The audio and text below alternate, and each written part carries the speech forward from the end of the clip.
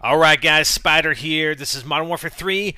Remember how I told you in a previous video that C. Fisher and I were going to start doing some doubles GBs on Search and Destroy Modern Warfare 3? Well, we thought we'd get together this night and practice. So we're just trying out some stuff and... Oh my god, I freaking... Why can I not get up that window? Anyways, that was a pretty bad fail. And we're just trying some stuff out. We're not being too serious at this point. We just wanted to play together, and I don't know how he didn't see me. So we're playing against a couple of guys. Actually, one guy off of our. Oh my god! Yes, Spider, you don't have commando, and you almost failed not killing him there. So Ivanovich is on our the live stream a fair bit, and Central. I think Fisher plays with him fairly often, or sometimes. I'm not too sure, actually. You just invited them in, and we played.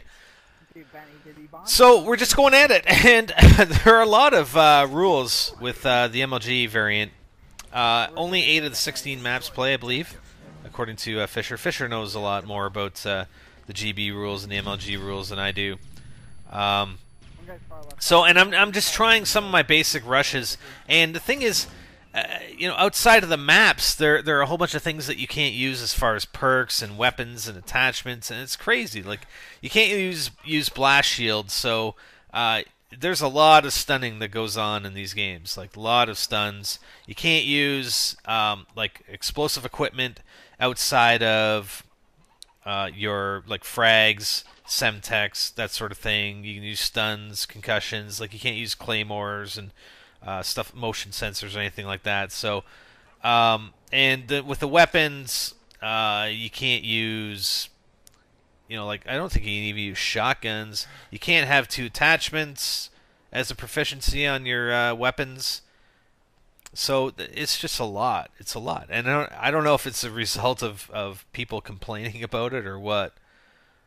But I don't know. Anyways, I think it puts people on an even keel, though, as far as sort of skill level as you're playing this, because you're not relying on a lot of things like your claymores and motion sensors and stuff like that. So I think it's a better comparison of skill, at least in my mind, and I think that's what the intent is anyway. So I'm planting here. I'm not sure where the other guy is. And I'm just gonna kind of run around here. I've changed my class up. I am running the MP5, and I started running the MP7 after this. I got a silencer.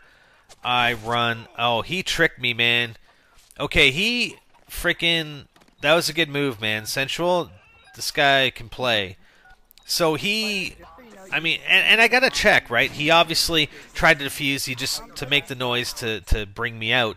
But then he immediately... And I knew that side of the bomb was where I planted... Or that side of the target was where I planted the bomb. So he immediately goes around the other side. I was totally not expecting him on that side. I knew he might be tricking me or drawing me out, but at the same time, you almost have to check, you know, and you can take a little bit longer than I did, but still. So I wanted to try and catch him by surprise there, but obviously I failed. Okay, so I don't know where these guys went.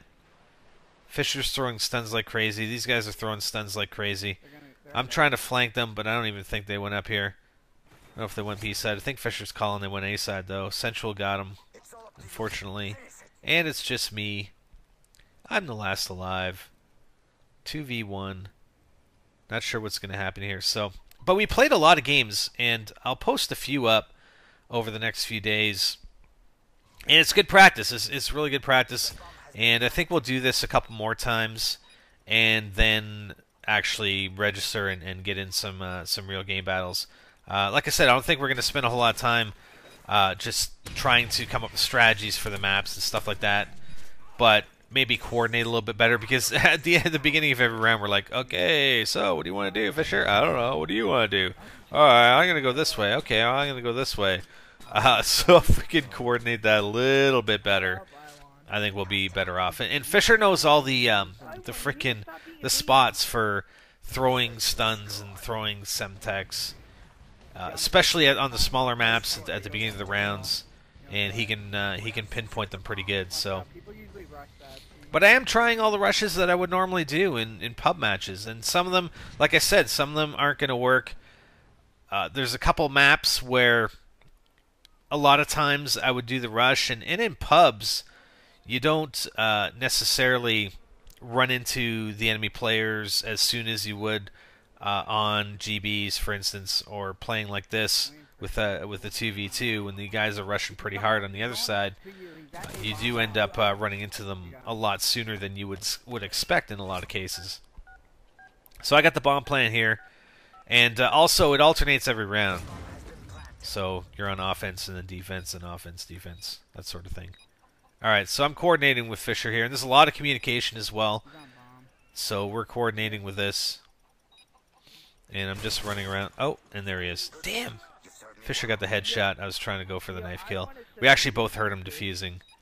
And I know you probably can't hear a lot of it because we have the I have got the game volume turned down, but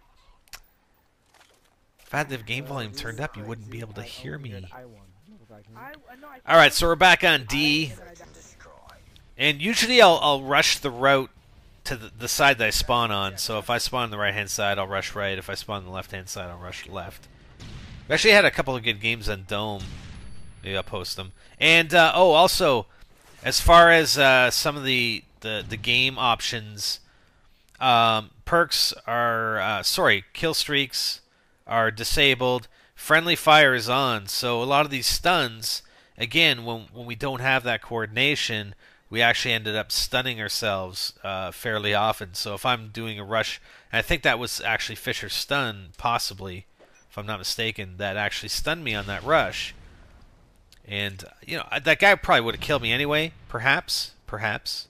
Maybe not. But anyways, Fisher saw that guy. See that guy to the left? Yeah, I think he actually saw him. And I asked him about it later. I said, man, did you see that guy to the left? And he's like, yeah, I saw him. I'm like, man, I didn't think you saw him. Because I thought he might have taken that guy out first. But that was a good play on his part right there. Like I said, I told Fisher when we were going to start this thing, I said, Fisher, make sure you bring your backpack because you're going to be carrying me, bud. You're going to be carrying me on your back. But I actually held my own. I did fairly well. I mean, there's a couple games where we got that we lost, with that, especially playing against these guys, Ivanovich and Sensual. I think we got our butts kicked on bootleg. I hate bootleg though. I don't hate bootleg, but let's just say it's not my best map. And I'm not just saying that because we lost on it.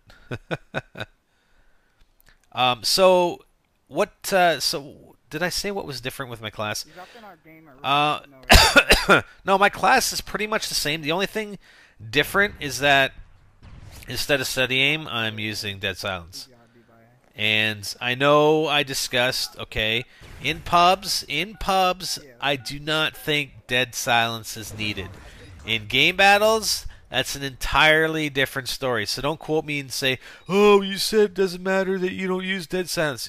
No, I don't care about using dead silence in public matches, alright? Vastly, entirely different than playing game battles 2v2. Dead silence, for sure. So we ended up winning it.